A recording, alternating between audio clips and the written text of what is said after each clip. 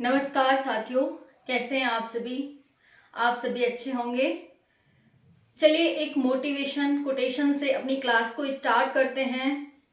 आपको अपने गोल के प्रति, अपने लक्ष्य के प्रति पागल होना पड़ेगा, पागल बनना पड़ेगा।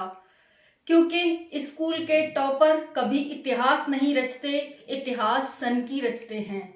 ठीक है, तो इसका मतलब ये नहीं है कि आप पागल हो जाओ। पागल इन द सेंस आप जो पढ़ाई कर रहे हैं वो एकदम मन से करनी होगी, दुनियादारी को छोड़ना होगा, अपने लक्ष्य के प्रति, अपने गोल के प्रति समर्पित होना पड़ेगा। इसे पागल कहते हैं। कहीं आप सोचो कि मैम तो उल्टा हमें वो दे रही हैं, तो ऐसा नहीं है। ठीक है, चलिए करते हैं हिंदी की क्लास को स्टार्ट। ये हमारी हिंदी की क्लास है व्यंजन संधि। कल हमने 2 टाइप देखे थे व्यंजन संधि के। आज भी हम 2 टाइप ही देखेंगे, क्योंकि जो हमारा चौथा टाइप है यानी तीसरा और चौथा टाइप देखेंगे। तो जो चौथा टाइप है उसमें कई सब पार्ट भी हैं, है ना। तो देखो, परेशान बिल्कुल भी मत होना कि व्यंजन संधि याद कैसे करें। मैंने कल भी बताया कि हमने कल कौन कौन से टाइप किए थे। पहला किया था जब किसी भी वर्ग के पहले वर्ड का मेल या तो हम स्वर से कराते हैं, या फिर अंतस्थ व्यंजन से कराते हैं, या फिर किसी तीसरे और चौथे स्वर से कराते हैं, तो हमें क्या प्राप्त होता है। इस तरह से हमने देखा था। फिर हमने दूसरा टाइप देखा था कि कब किसी भी पहले वर्ग का किसी भी वर्ड का हम किसी भी 5वें अक्षर से, जिसे हम पंचमा अक्षर या अनुनासिक वर्ड कहते हैं, तो हमें क्या मिलता है, ये देखा था। बहुत ही इजी है। तो दोनों टाइप हो गए। कल हमने जो 20 मिनट की क्लास ली थी, अगर उसे आप कंक्लूड करोगे तो सिर्फ 5 मिनट में आप उसका रिवीजन कर सकते हो कि कल मैम ने। लेकिन समझाने में तो टाइम लगता है। समझाने में जितना टाइम आप ज्यादा लगा लोगे, उतना ही ज्यादा दिन तक याद रख पाओगे और उतना ही अच्छे से आप याद रख पाओगे। ठीक है, तो हालांकि कल 20 मिनट की क्लास थी, लेकिन आप 5 मिनट में उसे सारे क्लास को कंक्लूड कर सकते हो, समझने के बाद। समझने से पहले नहीं, समझने से बाद। और ये कहने से कि मैम हिंदी बहुत कठिन है, हिंदी हम कैसे पढ़ें, हिंदी हमें नहीं आ रही, ये ढोल पीटने से कुछ नहीं होगा। जो भी होगा करने से होगा। तो एक बार हिंदी को अच्छे से समझ लो, फिर ये जो टेंशन है हिंदी की खत्म हो जाएगी। क्योंकि सरकारी नौकरी लेनी है तो हिंदी तो पढ़नी पड़ेगी। अगर आप सरकारी एग्जाम में अप्लाई कर रहे हो जिसमें हिंदी आपसे पूछी जा रही है, तो ऐसा नहीं है इंग्लिश नहीं पूछी जा रही, इंग्लिश और भी हार्ड लगती है। क्योंकि हम मिडिल फैमिली से बिलोंग करते हैं। बड़े बड़े स्कूलों में, पब्लिक स्कूलों, प्राइवेट स्कूलों में नहीं पढ़े होते हैं। ठीक है, जो पब्लिक स्कूल होते हैं उनमें हम नहीं पढ़े होते हैं। हम तो सरकारी स्कूल में पढ़ने वाले हैं, तो हमें हिंदी ही थोड़ी इजी लगती है। लेकिन हम स्कूल टाइम पर हिंदी को अच्छे से पढ़ते नहीं है, तब हम क्या कंपटीशन में जाते हैं, वहां हमें लगता है पता नहीं हिंदी क्या हो गया। हम क्या कहते हैं, स्कूल में हमने छोड़ी तो अब यहाँ हमारे पीछे आ गई। तो आपके लाइफ टाइम पीछे रहेगी अगर आप इसे नहीं सीखते हो। तो इससे अच्छा आप इसे सीख ही लो ना, क्यों पूरी जिंदगी को इसके पीछे खराब कर रहे हो, है ना। तो इसे सीखना ही पड़ेगा आपको, आज नहीं तो कल, कल नहीं तो परसों, इसके सीखे बिना कुछ नहीं होगा। तो आज ही से स्टार्ट कर दो। स्कूल लेवल पर हो, आप कंपटीशन में जाना चाहते हो, स्कूल का एग्जाम देना चाहते हो, सभी के लिए इंपॉर्टेंट है। फ्रेंड्स, आपसे मेरा निवेदन है कि क्लास को शेयर किया करो, ज्यादा से ज्यादा लाइक किया करो और सब्सक्राइब किया करो। क्योंकि ये जो आपके कमेंट्स आते हैं ना, अच्छे अच्छे, बढ़िया बढ़िया, thank you ma'am, very useful class, ठीक है, ग्रेटफुल सेशन, ये सारे कमेंट मेरा उत्साहवर्धन करते हैं, मुझे और अच्छा करने के लिए मोटिवेट करते हैं, प्रेरित करते हैं। तो आप सभी अपना प्यार बनाए रखें और लोगों को शेयर करें और बच्चों को जोड़ें, एक बड़ी फैमिली से बनाएं। तो चलिए वीडियो को स्टार्ट करते हैं। इंपॉर्टेंट सेशन है, जैसा अभी तक आपने देखा होगा। प्रीवियस क्लासेस पड़ी हुई हैं, आप वो सारी क्लासेस ले सकते हैं। एक मैंने पोल कराया था चैनल पर कि कौन कौन क्लास को लेता है, तो उसमें से 25% जो अभी तक पोल आए हैं, हालांकि हमारा चैनल इतना बड़ा नहीं है, लेकिन उसमें कुछ जो पोल आए हैं उसमें से 25% बच्चों ने कहा है कि हमें क्लास के बारे में नहीं पता। तो मैं आप सबको बता दूं, और जो भी इस चैनल से जुड़े हुए हैं वो ज्यादा से ज्यादा बच्चों को शेयर करें, ताकि उन्हें पता चले कि हिंदी की क्लास यहाँ चलती है। Is that clear? चलिए, आपको इस चैनल पर बहुत अच्छा कंटेंट प्रोवाइड किया जाएगा जो एग्जाम ओरिएंटेड होगा, एग्जाम में यूजफुल होगा। वेस्टिंग चीज कुछ नहीं कराई जाएगी आपको यहाँ पर। चलिए, काफी लंबा और चौड़ा सेशन हो गया, लेक्चर हो गया। अब क्लास को स्टार्ट करते हैं। व्यंजन संधि सभी प्रतियोगी परीक्षाओं के लिए उपयोगी। फ्रेंड्स देखो, आपको सभी को पता है ये लिखना एक बहुत इजी बात नहीं होती है ना, काफी मेहनत लगती है। और ये उत्साहवर्धन करने के लिए आपके कमेंट, आपके लाइक, शेयर, सब्सक्राइब यही होते हैं कि मैं क्यों बनाऊं इस क्लास को। क्योंकि आप लोग लाइक करोगे, देखोगे, कमेंट करोगे, मुझे लगेगा कि हाँ मेरी मेहनत किसी के काम आ रही है, इतने बच्चे मेरी मेहनत को देख रहे हैं, तब मुझे करने का मन करेगा ना। नहीं, किसी के पास, आप सभी जानते हैं, किसी के पास इतना टाइम नहीं है कि कोई बेकार में चीज करे। अब जब बच्चे ही नहीं देखेंगे, 2, 4, 6 बच्चे देखेंगे तो क्या मेरा उत्साहवर्धन होगा, आप ही बताइए, नहीं होगा ना। तो इसीलिए उत्साहवर्धन बनाए रखिए और इसे इंक्रीज करिए। चलिए, व्यंजन संधि 18 मार्च 2023 हिंदी की क्लास सभी प्रतियोगी परीक्षाओं के लिए। चाहे आप स्कूल में पढ़ाई कर रहे हैं, हिंदी पता ही है, 12th तक हिंदी हम पढ़ते ही पढ़ते हैं। उसके बाद ग्रेजुएशन में भी हिंदी आती है काफी सब्जेक्ट के साथ, और कंपटीशन में तो पूछी जाती है, तो सभी एग्जाम के लिए इंपॉर्टेंट है हिंदी। हमारा तीसरा टाइप है छ संबंधी नियम। कौन सा नियम है? छ संबंधी नियम। तो देखेंगे, कल मैं बता चुकी, हमने क का तीसरे वर्ड, चौथे वर्ड, अंतस्थ, व्यंजन और स्वर के साथ मेल देख लिया था। फिर हमने पंचमा अक्षर के साथ भी देख लिया था।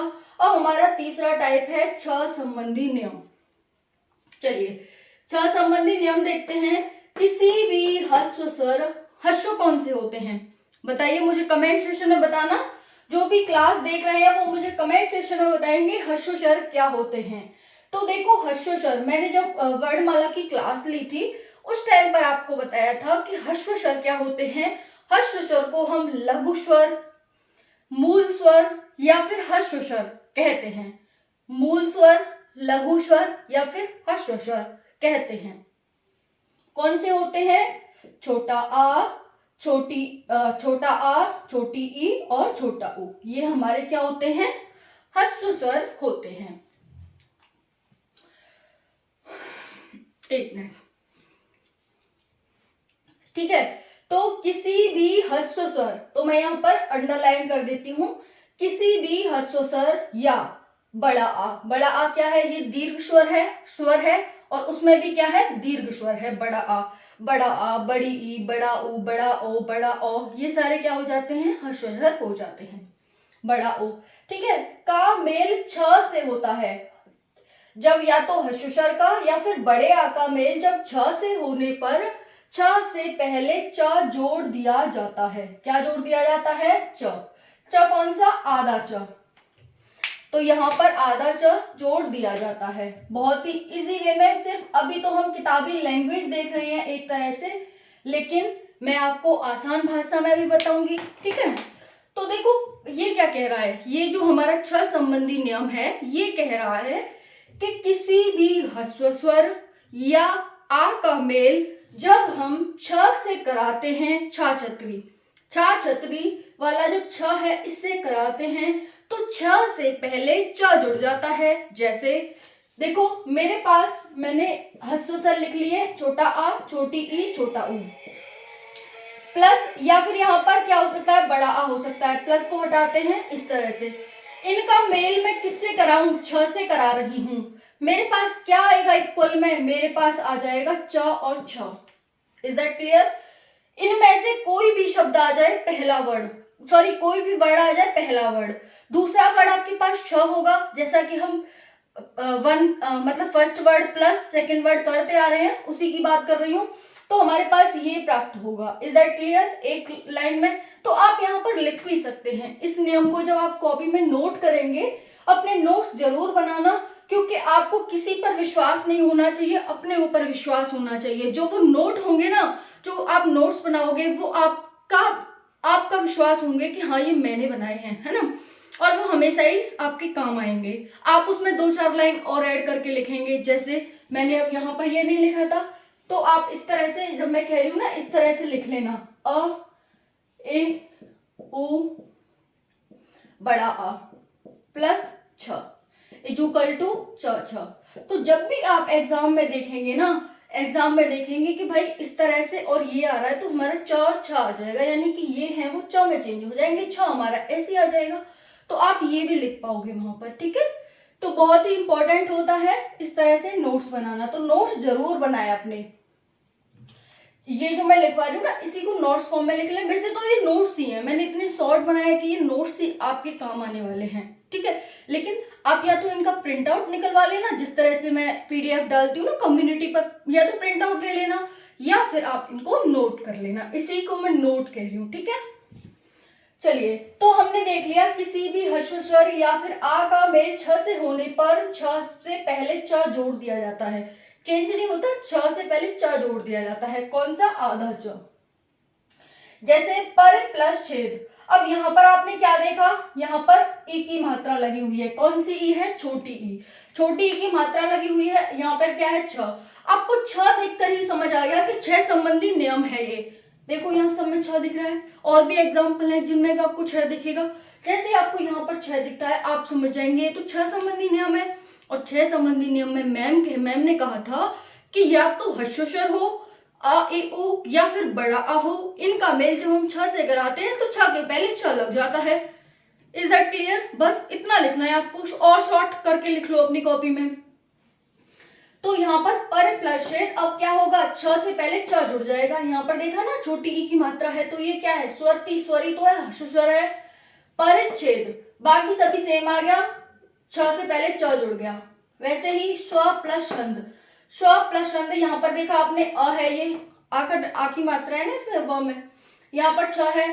स्वच्छंद, छ के पहले च जुड़ गया, बाकी सब सेम। अनु प्लस छेद, छ देखा, चा देख के छह संबंधी नियम है, वैसे ही आप उसके आगे चा जोड़ दो, बस बाकी सभी सेम रहने दो, चा जोड़ दो। वे प्लस छेद विच्छेद, छ के आगे चा जोड़ दोगे तो ये विच्छेद बन जाएगा। Is that clear? चलो, ये हो गया हमारा तीसरा नियम, छ संबंधी नियम। अब नेक्स्ट है हमारा त संबंधी नियम। फोर्थ कौन सा है? त संबंधी नियम।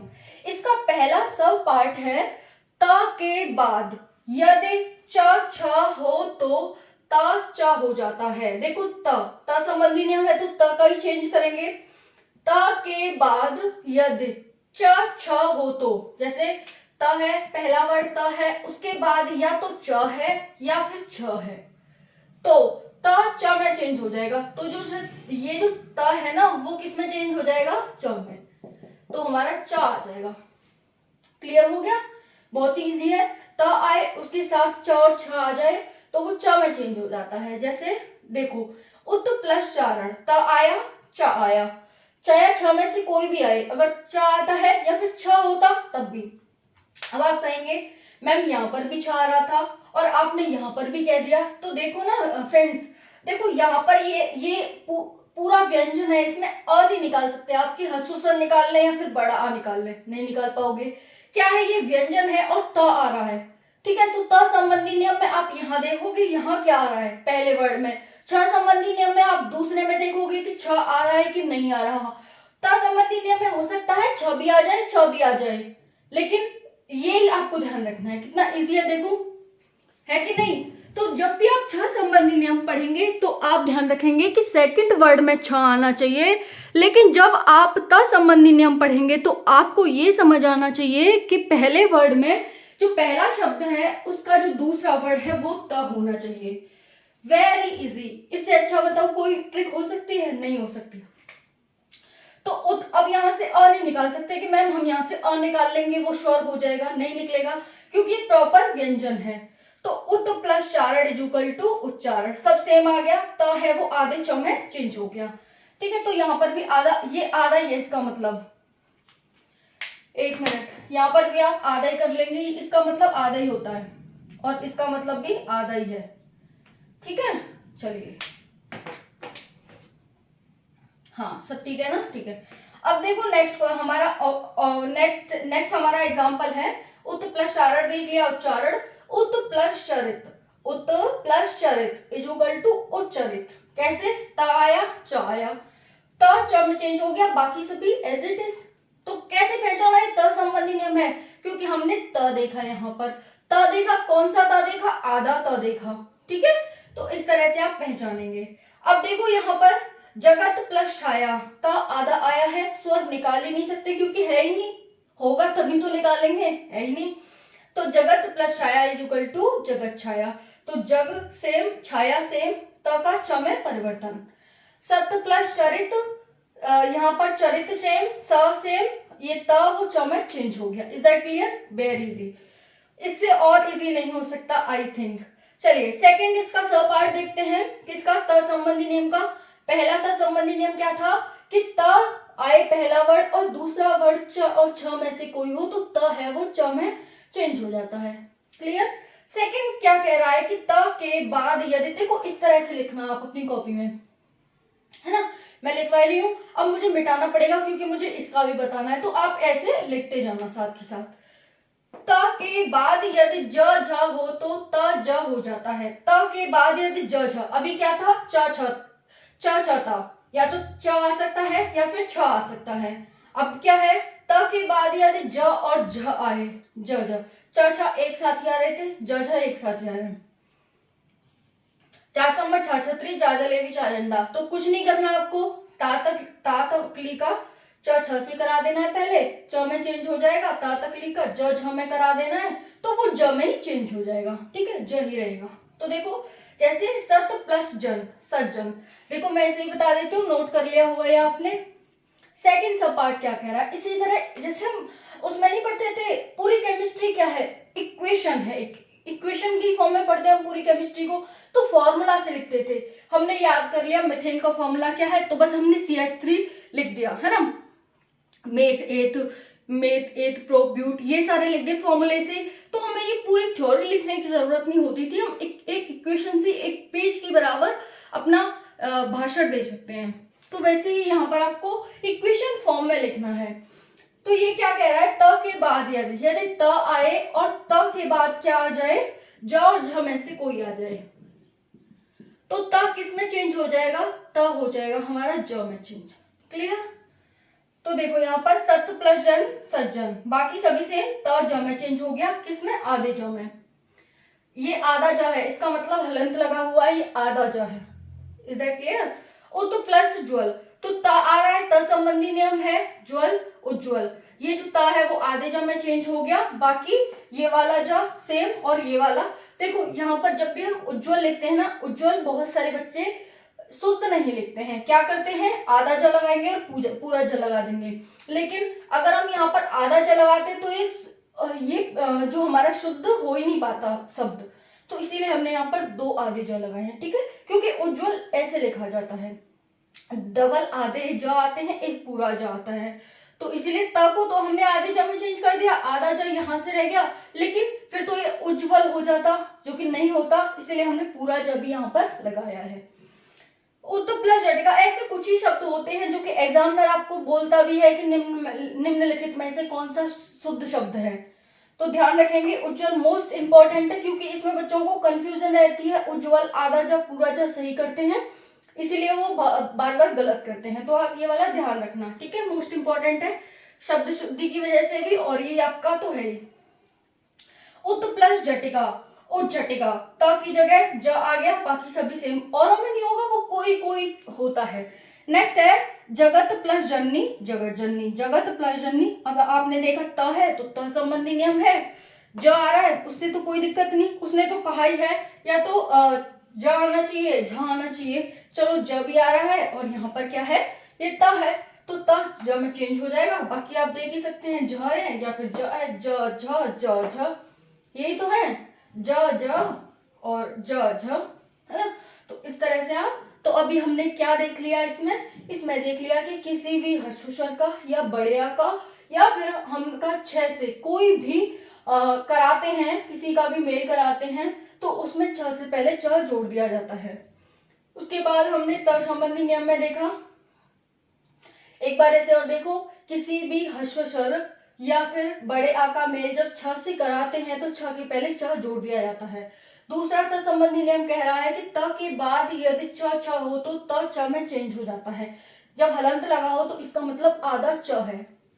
त के बाद यदि ज झ हो तो त ज में चेंज हो जाता है। ठीक है, तो इसका मतलब आधा ज है, लगा लेना यहाँ पर। मैं लगाती चल रही हूँ, और कहीं छूट गया तो मिट गया है। मतलब जैसे मैंने कोई भी करेक्शन किया है ना, जैसे एक बार मैं लिखती हूँ फिर दोबारा रीड करती हूँ, भाई कोई गलत तो नहीं हो गया, तो किसी और को मिटाने के चक्कर में ये मिट गया है। तो यहाँ पर ज में चेंज हो रहा है, क्योंकि आप देख रहे हैं ना आधा आधा, आधे का मतलब ये होता है कि शुद्ध ये वो है, व्यंजन है। चलिए अब नेक्स्ट देखते हैं। आई होप आपको बहुत अच्छे से समझ आया होगा, क्योंकि फ्रेंड्स जब मैं समझाती हूँ तो अपनी पूरी जान लगा देती हूँ अच्छे से। ठीक है, क्योंकि कोई बच्चा जब हमें टाइम दे रहा है, हम उसको टाइम दे रहे हैं, तो हमारा भी टाइम वेस्ट ना हो और उसका भी टाइम वेस्ट ना हो, इसकी हमें पूरा ध्यान रखना चाहिए, है ना। तो उसी को ध्यान में रखते हुए मैं ऐसा पढ़ाती हूँ कि ना मेरा टाइम वेस्ट हो और ना ही आपका। चलिए अब देखते हैं क्या है नेक्स्ट। त के बाद, हाँ अब नेक्स्ट देखते हैं, इसका ही सब पार्ट है ये, त संबंधी नियम का।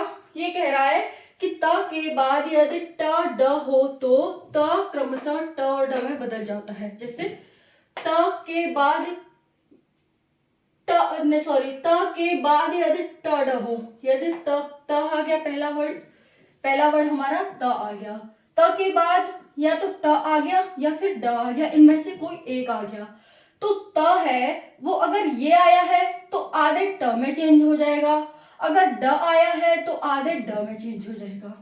क्लियर है, कोई दिक्कत तो नहीं। चलिए देखेंगे, बृहत प्लस टीका, बृहत प्लस टीका त संबंधी नियम है। आप पहचान गए कि ये तो त संबंधी नियम है। यहाँ पर आपने देखा कि त संबंधी नियम में जब ट आ रहा हो तब क्या करना है। तो अच्छा, मैम ने पढ़ाया था कि यदि त के बाद ट और ड आए तो त क्रमशः ट और ड में चेंज हो जाता है। कौन सी ट ड, हलंत वाले ट ड, यानी आधे ट ड में। तो देखो बृहत प्लस टीका, बृहत टीका, टीका सेम है, ब्रह सेम है, जो त है वो किस में चेंज हो गया, ट में चेंज हो गया, क्योंकि ट आया, ड आएगा तो ड में चेंज हो जाएगा त। ठीक है, क्रमशः का मतलब यही होता है कि त के बाद ये ट आएगा तो वो आधे ट में चेंज हो जाएगा त, यदि त के बाद ड आएगा तो आधे ड में चेंज हो जाएगा। Is that clear friends. चलिए उत प्लस डयन, त आया, त संबंधी नियम है, ड आया तो ड में चेंज होगा, कौन सा, आधा। इसे सेम लिख लो, इसे सेम लिख लो, यहाँ पर ड सेम है, ये इसे ड में चेंज कर दो, हलंत वाले ड में। इज दैट क्लियर, कोई दिक्कत, कोई दिक्कत नहीं। चलिए अब नेक्स्ट है, इसका फोर्थ सब पार्ट है, त के बाद यदि ल हो तो, यानी त है आपके पास, ठीक है, त के बाद यदि ल आ जाए, पहला वर्ड सेकंड वर्ड ल आ जाए, तो त किसमें चेंज हो जाता है, ल में। कौन से ल में, हलंत वाले ल में चेंज हो जाता है, यानी आधे ल में। उत प्लस लास, त संबंधी नियम है, लेकिन कौन सा है, ल संबंधी, यानी त के बाद जब ल आता है तो जो त है वो आधे ल में चेंज हो जाता है। तो उत प्लस लास इज इक्वल टू उल्लास। इज दैट क्लियर, कोई दिक्कत नहीं। तत् प्लस लीन, त संबंधी नियम है, ल आ गया, इसमें त का ल से कराना है मेल, तो तल्लीन, आधा ल में चेंज हो जाएगा जो हमारा त है।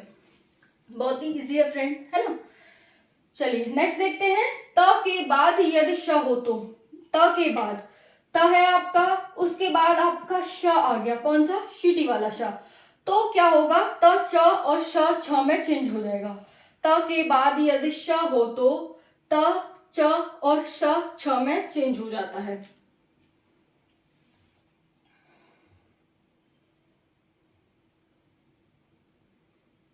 देखो एग्जाम्पल से देखते हैं, इसका मैंने एग्जाम्पल भी नहीं लिखा, एक मिनट देखते हैं इसका एग्जाम्पल, मुझे एक मिनट दो, ये कुछ एग्जाम्पल ना छूट गया है यहाँ पर, अभी देखते हैं।